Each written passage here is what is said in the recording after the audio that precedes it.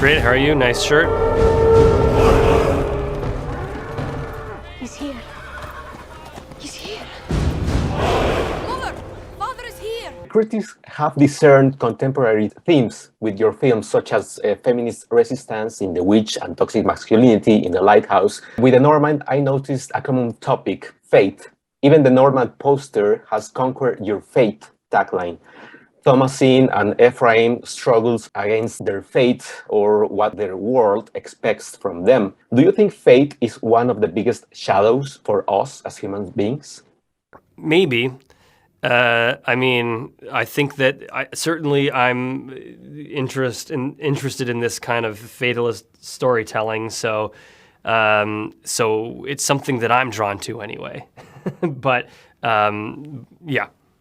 I find beautiful and interesting when certain directors have this connection with art. Wes Craven and Edward Munch, The Scream, to Christopher Nolan and Francis Bacon with his Joker, and of course Tarkovsky, especially with Andrei Rublev, which I found The Norman has the beauty of Tarkovsky's landscapes and camera movement. You have mentioned Hyman Bloom as one of your first contacts with art. Do you think art can help the filmmaker to find inspiration, or inspiration comes from everywhere? I mean, inspiration does come from everywhere. Like it come, from yourself and from memory and from your experiences first and foremost. But I'm inspired by literature and painting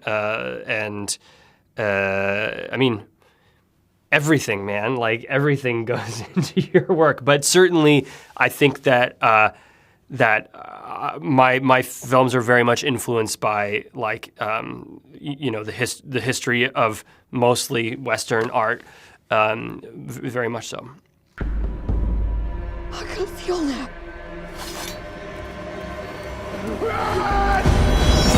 How was the experience of having more creative freedom in order to tell this story with details that are barely known?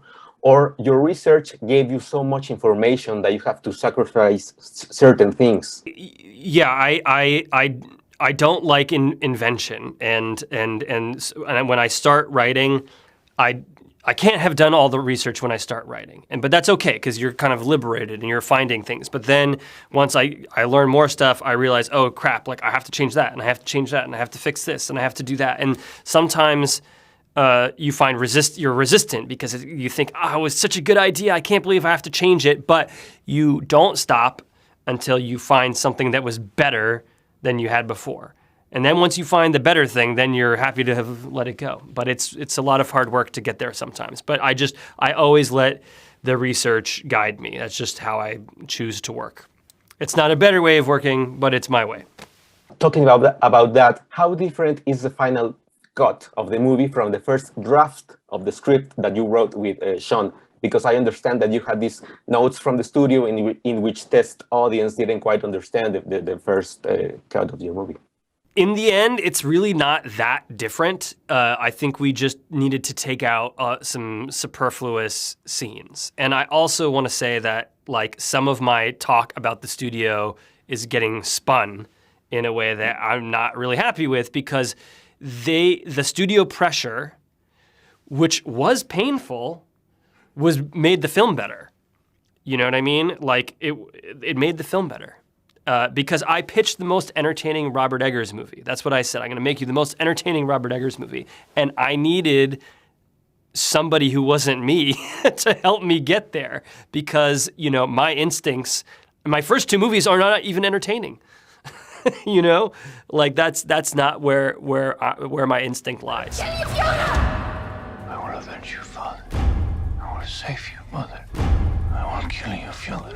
And talking more or less about that, you have mentioned that 10 minutes after you won the Director Award at Sundance for The Witch, somebody has contacted your agent about some franchise stuff. And I'm curious to know your point of view of the movie industry, because it seems that if a new director has this awesome first feature, Hollywood seems to suck it, and then they do some superhero stuff or franchise saga. Do you think it's hard to keep the artist vision untouchable in American cinema? Yeah, it's very hard. It's very hard. And I hate that, a lot of, Europeans can just kind of make something with good reviews and that's enough. But you have this, as an American filmmaker, you have this pressure that like this movie needs to do well. Like, let me tell you, like it needs to do well. And I feel that pressure. But I think it's a shame. But it is what it is. And I'm just really fortunate that I'm still in the position of being able to make my own self-generated movies. And it's insane that I was able to make one this size, because it's rare. And I'm very grateful. And how was shooting during COVID? Because The Northman is one of the few productions that practically did during COVID.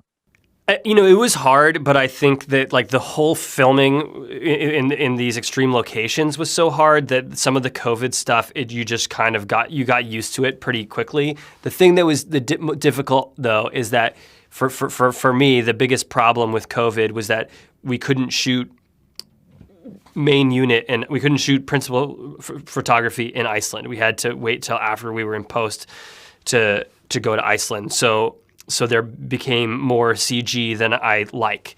It's not sinful to comp in like Icelandic mountains that were from photographic plates. People do it all the time, but it's not how I like to make movies. Well, thank you very much, Robert Eggers, and good luck with your movie. It's awesome. I mean, it's amazing.